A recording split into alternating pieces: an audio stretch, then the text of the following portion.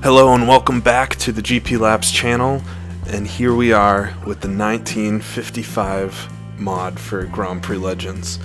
Something that's been in the works for years and years and years. I think as early as 2003 was the first time some of the assets for this mod were being created, some of the models, and it's taken this long. Not because of lack of effort, but just because of how complex a mod this is to create. And it's finally here and came out this past week. Had a chance to play around with it for a little bit, and I thought I would show it off and hopefully get it a little bit of recognition. It's already gotten plenty, but I'm sure if you haven't heard of it yet, this is one you're going to want to be checking out. It's the 1955 mod for Grand Prix Legends, which covers the 1955 F1 season, which is the sixth season of Grand Prix racing since it started in 1950, and it brings us to an era that is as much the same and wildly different as the traditional 60s time frame that Grand Prix Legends sits in. You know, it has a lot of the same factors in the tracks being pure and the cars being pure, but the cars themselves are very much different and very old-fashioned, being that they're all front-engined. And this was, directly before rear-engine cars started appearing. It's also, I think, the last season, or maybe one of the last seasons that Mercedes was competing. And you get the awesome Mercedes 196, both in open wheel and closed wheel configuration. So you have teams trying out a lot of different things. You got Ferrari, you've got Maserati, you've got the British team Van Wall, Lancia's beautiful car. So there's a lot of amazing cars to try out and history to learn through this mod. And I think for all of those reasons I've just gone through are why this mod was created. It had some of the greats like Moss and Fangio and Ascari and Hawthorne. So a great season, a tragic season being 1955 with the Le Mans disaster really changed racing in general. Switzerland outlawing the sport and canceling their Grand Prix for this season and for every season afterwards, and some tracks falling off the schedule for just this year, being like the Nürburgring, and there was a Spanish Grand Prix planned, but at the same time some amazing technology in cars. So it has been, I think, one of the most anticipated mods for a long time, but for some of the reasons why it is so awesome, and some of the technology that was needed to be developed to run it, it's why it's taken so long. So I thought I would set up a quick race here at Silverstone, which is not one of the championship tracks for the 1955 season, but it is a track there was a race at, being the BRDC trophy. And I thought I'd set up a short race here to show off the mod and hopefully get some people that had maybe heard about it, seeing it and hopefully wanting to try it out. So I'm going to jump in. I've decided to pick the Maserati 250F to do some practice and the short racing. This car, arguably the most beautiful, it says this in the manual and I agree, but it's arguably the most beautiful front-engine Grand Prix car there ever was. Seriously, Google some pictures of the 250F, and it's made its way around some of the more modern sims now, just because of how outstanding it looks, and it really embodies what this era was about, being super pure racing with just pure engine power, tiny tires, and a lot of guts. So we'll roll out of the pits here. First thing you'll notice right away is how much, I think, higher up you are viewing than in the 60s cars. You're sitting much lower, so it kind of feels like you're driving a truck almost, and you're looking over a massive steering wheel and onto these teeny tiny tires. But I don't know if you can hear well, but the engines are super powerful sounding, and definitely a cool experience. And on the dashboards we have very, very basic instruments, and even a magneto switch on the bottom right there that these cars ran off with magnetos, just like a modern, or not a modern, but a piston airplane, Cessnas and things would. So it's pretty wild technology to be in a Grand Prix car at this time. But absolutely great stuff, and I think some of the other cars actually have working clocks in them, which were used for timing and reasons I probably am not aware of back in 1955. But the creators of this mod have actually gone through and coded in somehow a working clock on the dashboard, which is remarkable. And I'll come around here off the hanger straight. And so one of the most unique and probably coolest features of this mod is the idea of brake fading, which is not something standard at all in Grand Prix Legends.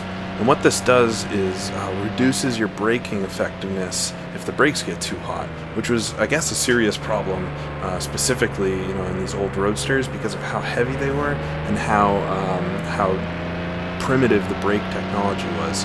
I think most of these cars were using drum brakes at the time, which is really, really basic braking tech, and it's super easy to overheat the brakes and lose effectiveness in them.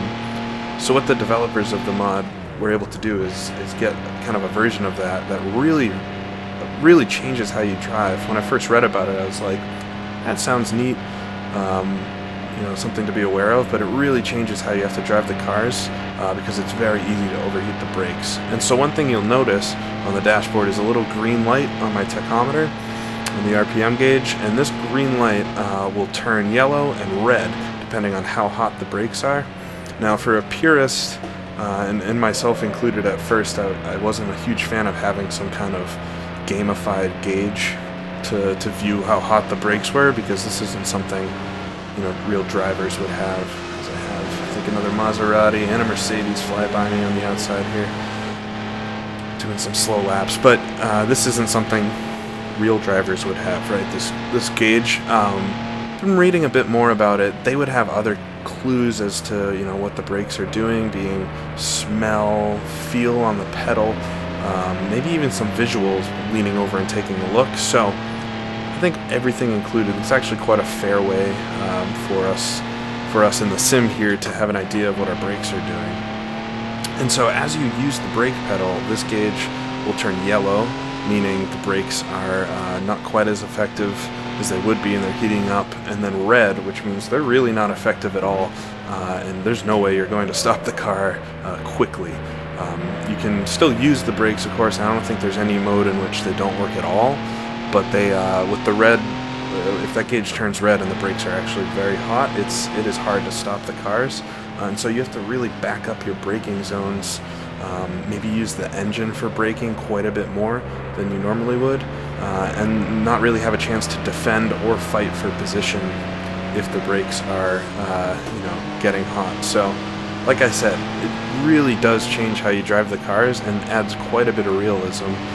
You almost want to drive maybe slowly for a little bit around the back of another car, you get an idea of where they're strong, where they're not, and then plan your overtaking to use the brakes that you haven't been pushing too hard for a few laps.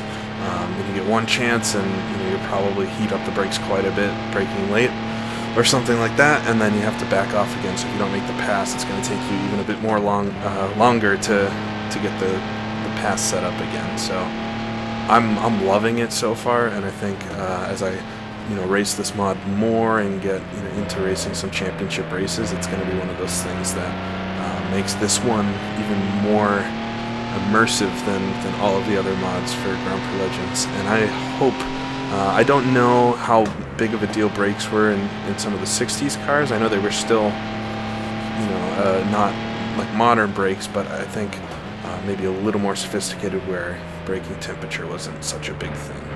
So it'd be cool to see it in some of the other mods, but as I'm saying, I don't know how realistic that would even be. So the 55 mod has some of these really neat features that I think make it stand out above and beyond all of the other mods that have been created for GPL, and it's absolutely amazing.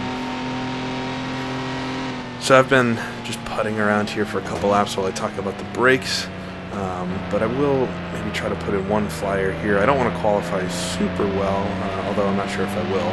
I'd like to have a few cars to pass. I think the race I've set up is only about 12 laps, so it won't be anything too crazy. Shifting down here. So, keeping in mind that the brakes can get hot, I will be using the engine for quite a bit more braking. And where I can, and, traditionally maybe even this turn here, I would tap the brakes to set the car up, but I might just actually lift the throttle a bit earlier so that I don't need to use the brakes there at all, and I give them 2 straightaways pretty much to cool down. And even in this last corner, if I'm alone like now, letting off the throttle to let the car coast. And so I want to talk a little bit about, as I try to get up to speed here, a little bit the feel of this mod, which is noticeably different than every other mod I've ever driven for GPL, and that includes the sports cars and the Can-Am, the non-formula cars. I've always felt like those mods feel very similar to the original GPL, but maybe the cars are heavier, and that could be true to how those cars handle. The winged cars in Grand Prix Legends, being the 69s, and some of the Can-Am stuff, you can tell that there's downforce on the car, but by and large, when you learn how to drive GPL, I feel like all those cars kind of fit a similar skill set. This is the first mod for sure, and maybe the 65s too, but this mod for sure feels completely different than anything else for Grand Prix Legends. These are, in my opinion, big-time momentum cars. You need to be thinking 2 turns ahead for both braking because of the brake fade and how heavy the cars are, and as well as making sure you're managing the weight of the car through the corners. These cars are absolutely heavy as all hell, and they have a ton of horsepower, or at least they feel like they do. So there's a lot of different driving techniques, I think, that come into play with these 55 front-engine cars. Naturally, a car that's front-engine pushes or has understeer much more than the rear-engine cars, so that's kind of a new feeling that I hadn't experienced in GPL before, and it's super enjoyable. Actually, all of that considered, even with the braking, even the heavy weight, I find these cars easier to drive, at least staying out of the grass and the walls and things, than a lot of the 60s F1 cars. But to get fast, which I don't think I'm there yet, will probably take quite a bit of practice, if for one, because they're different, if not maybe even more difficult on the edge. I will say, so I've driven some of these cars in other mods, I think for both R Factor and for in Assetto Corsa has this car exactly, the Maserati 250F, and in those sims it seems like it's very difficult to put the power down, and it's something I'm not really experiencing, at least driving the Maserati in GPL. As I explore some of the other cars, maybe that feeling will get there too, but it's not so hard to get on the throttle, which I don't know which one's more realistic. I'll say overall the physics of this mod make it very, very enjoyable to drive, and I'll be having quite a bit of fun for a long time. So I guess I was saying that I was going to try to speed up here, but I've still been driving a bit slow, so let's take the end of this lap pretty seriously and try to do one flyer here. It's a short practice because of the short race, so there won't be too much time anyway to do a lot of laps. And so lately, when I am racing in GPL, I've actually been doing a lot of full-length races. Kind of discovered, I was posting in the SRMZ forums about it, and full-length races really add a whole dimension. If you have, the 2 or 3 hours to kill, you think so much differently about your races when you're racing a full Grand Prix. You take a lot of time with your moves.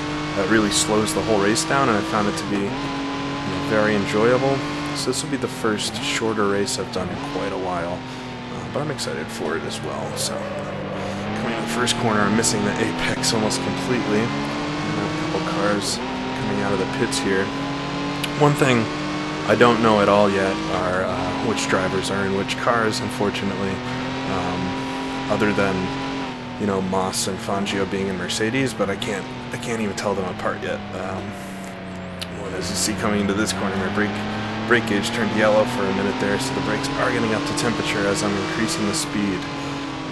Coming onto Hanger Street, getting held up behind a fellow Maserati. Put the power down as we head towards the end of the corner, or the end of the lap here.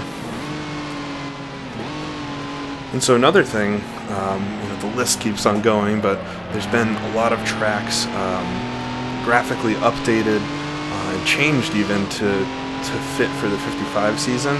Now, I probably should have done a video with one of those. Unfortunately, this is one of the tracks that hasn't been touched up at all yet, although the graphic updates I have on here from Thomas Leckel are gorgeous. It hasn't been 55ified yet, but there's been some new tracks created, being Buenos Aires, and some of the older tracks, even like the Nürburgring, Spa 67, and all of the classics that fit into the season have been graphically updated to make them look more like the 50s, which is super cool. I think at least the main championship scoring tracks have all been completed so far, so I will definitely be diving in and doing some races on those. Here we're alongside, I think, a French car, Gordini, I think is the name, which I haven't driven yet. I think that's one of the ones that actually has the clock on the dashboard I was talking about. And what's really cool, it just feels very different racing these cars. The drivers seem much more exposed since of how high you're sitting. You can see the AI drivers working the steering wheel in front of you and behind you. It's very, very neat. And the racing almost seems a little more tame. You can pick your moves a little bit better. You don't want to do anything silly here. The tires being so narrow, there's not a ton of grip. Probably past the number 40 car here. Still haven't had a chance to really get a clear lap in yet at speed. Using a lot of that engine braking because, as you can see, my brakes are up to temperature, and it is that dynamic with, I'll get onto the straightaway, and by the end of it, maybe my brakes will be in the green zone again, but if I lay on them quite heavily in the corner, they will go all the way to red, and on that straight, not even getting the chance. But brakes are red, not a lot of effectiveness, but super cool. So I'm really curious to try out tracks like Monaco, heavy braking traditionally. I'm sure I'll have to rethink and relearn how to drive that track completely. I've taken a few laps around Spa when I was first testing out the mod, and that's a track where the brakes aren't a huge deal. You brake very heavily into La Source, and other than that, I didn't really have an issue with the brakes overheating. So each track will have its own difficulties, I'm sure. But a track like Silverstone here, I think, specifically a hard one on brakes because you have all these long straightaways followed by tighter corners that you do need to slow the car down for. Getting a decent run out of turn 1 that time. All the way up to 5th gear. This car has 5 gears. Some of them only have 4. I don't think any of the cars have 6. So it's pretty interesting to drive. And the car is stepping out a bit there. Feels awesome as the weight transfers. I would say this mod feels as good as any sim I've been racing in recently.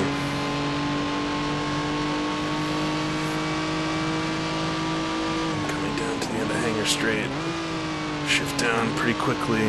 I'll have to watch too. I know several times in videos too, having blown engines because of over-revving. Using the engine for braking more, considering the brakes might not be as effective. You have to manage both of those things now, which is very interesting. It gives you a lot more to think about. Alright, so working our way towards the end of the lap. I think this lap was reasonable. Like I said, I don't want to set the quickest time. I want to see if I can pass a few cars on the track and give you an idea of kind of what the mod is all about. Let's come to the final corner here. I'll shift it into 4th. Let the engine slow the car down a bit. And come across across the line here to complete a lap. And we'll have to see kind of where that puts us. I'll just park the car at the end of the straightaway here.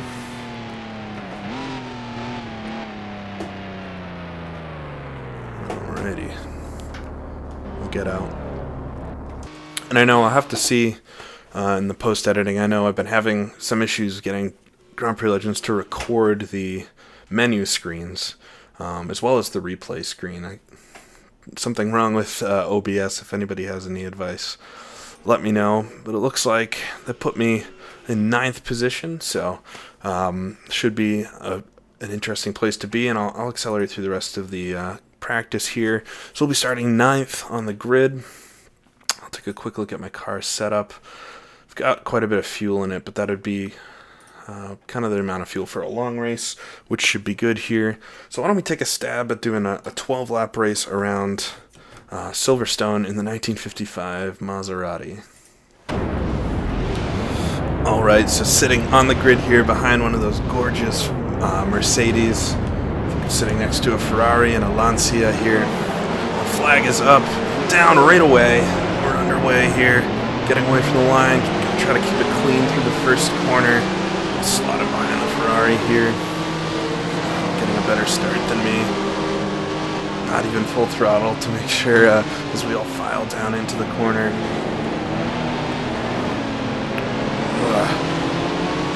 Low on the outside of another Maserati. A green car behind me, might be one of the van walls.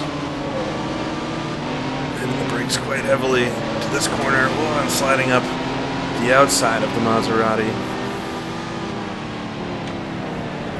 Second gear, using the brakes quite a bit, but it's alright, they're not anywhere up to temperature yet.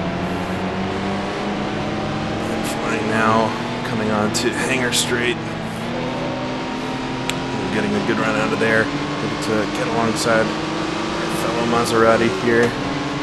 Oh, I'm missing my shift slightly. And being aggressive in front of me, cutting me off. But making it through the first few corners, which is good. Getting a nice run out of there. Again, absolutely love the feeling of the cars in the corners. It feels so much different than the standard Grand Prix Legends cars. Down into third, down into second gear. Oh, getting a bit too much wheel spin onto the grass. Keeping it straight though. Wow, and running very, very wide, almost spinning out completely there. Probably way at the end of the field now, if not last position. And a costly mistake on the first lap will have a lot of ground to make up here. As I'm saying, how much I love the feeling of the car in the corner. That corner catching me out. Kind of a weird late corner spin, something honestly that I don't think would happen in the 60s F1 cars. They don't behave like this at all. Coming down into turn one, shift down into second, trying to lightly use the brakes as they're still not hot yet, but they're gonna get there soon. Delay, the inevitable of my brakes not working well.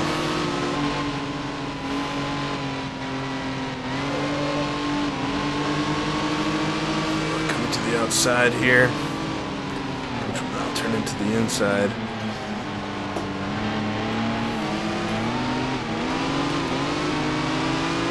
Making my way around as we come towards Hangar Straight.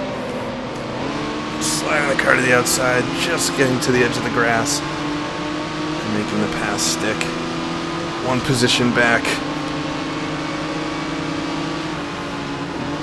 I think a full 19 cars in this race. I'm sure the BRDC trophy didn't have quite that many.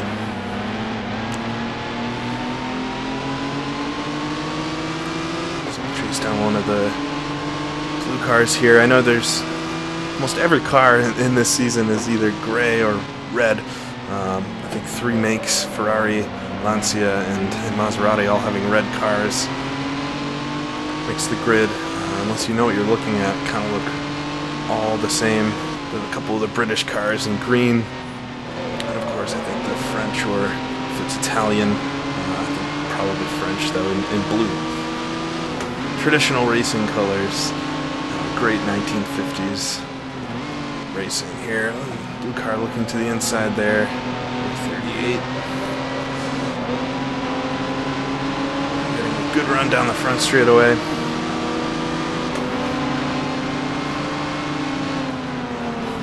Trying to outbrake into the first corner. Oh, it brakes all the way from green to red. But able to make it work.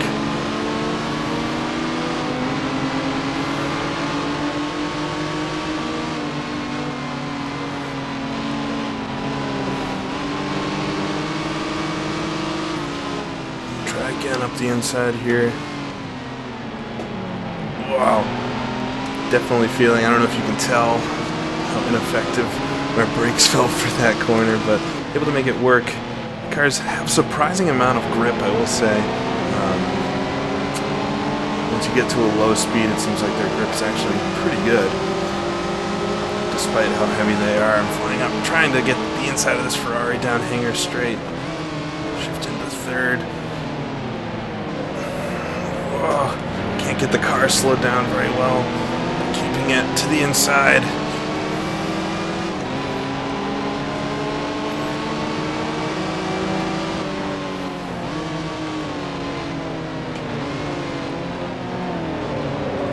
Oh, and just tapping the rear of that Ferrari, which would not be a good thing in real life. The rears of these cars are the fuel tanks, and the front of mine is the radiator. Wow! It's tapping that Ferrari as he slowed down in the corner, spinning him out. Well, it's not a move he would be very happy about, I don't think. Definitely showing my inexperience driving these cars. I hope everybody is enjoying this rough race I'm having, but having a ton of fun. It's all about, it's what it's all about with this mod, I think. It's so different than what you're used to in Grand Prix Legends, and it's really is a ton of fun. A little breathing space now with, I think, a van wall in front of me. Definitely a car I want to try to drive. They won the Constructors' Championship a few years after this season, I think 1958. And I'm hoping, as always, that having one of these 50s mods comes out makes it easier potentially for other seasons to be developed as well. It would be great and a dream to race all the way from 1955 through the 69 season. I think that would be the ultimate in Grand Prix Legends. It's a dream we can all hope to have those seasons someday.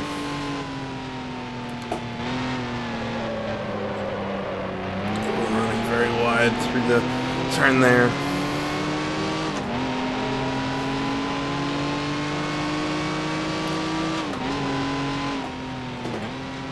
And I can see ahead a couple cars. One of the Mercedes that has the enclosed wheels. It's very, very interesting.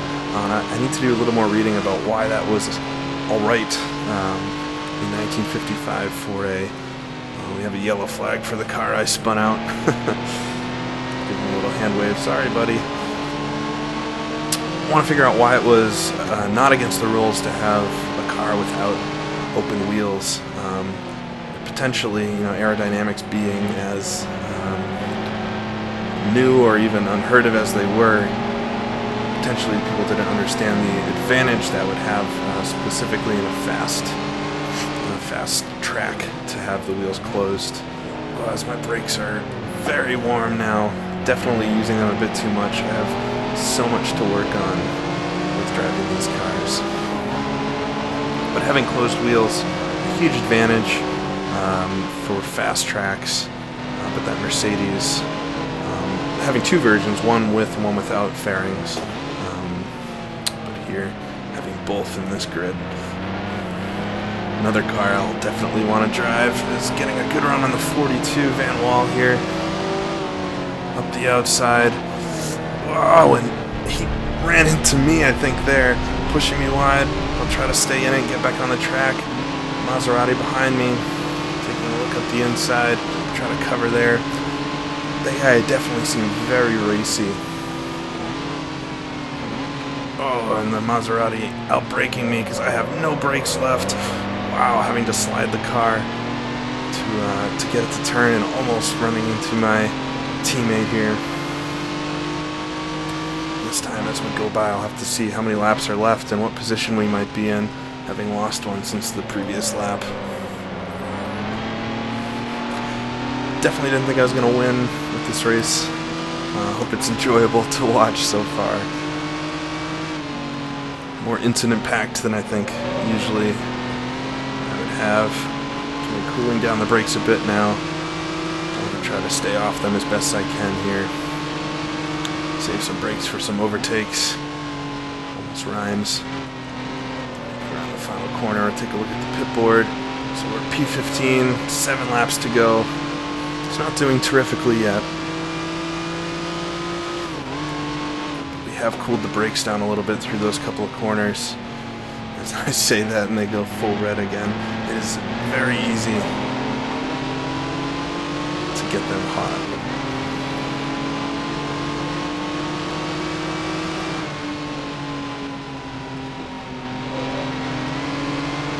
I think coasting is something you generally want to avoid in a modern car because you do have almost infinite braking power and acceleration, but in these cars you probably want to do a bit more coasting to save those brakes specifically, but also set myself up well for runs down the straightaway like this. Side by side, 2 Maseratis, a beautiful thing, I'm sure.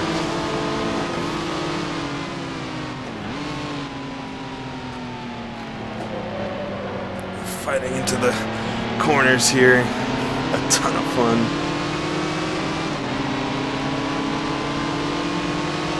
A little bit of a slipstream. Not sure how strong the slipstreams are in these cars.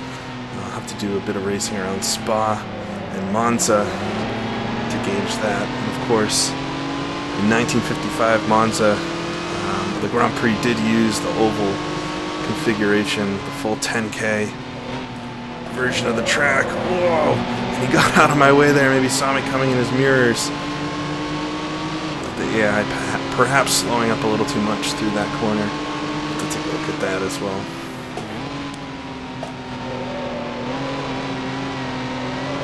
Making my way through the final corner very well that time.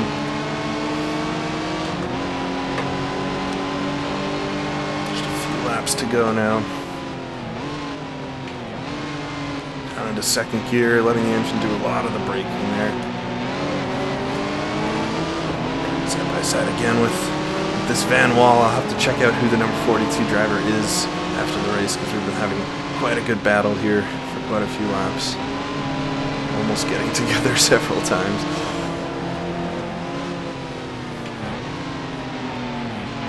Wow, the Maserati coming up the left side of me again. Just when you think you've passed somebody, they'll try to pass you back.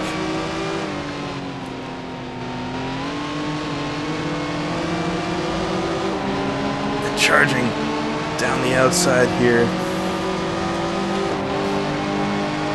Oh, and you can hear the engine on the Van Wall there. Pretty impressive sound. Wow, and he really charges it up, but runs a little wide, so I'm able to dive back down the inside of him.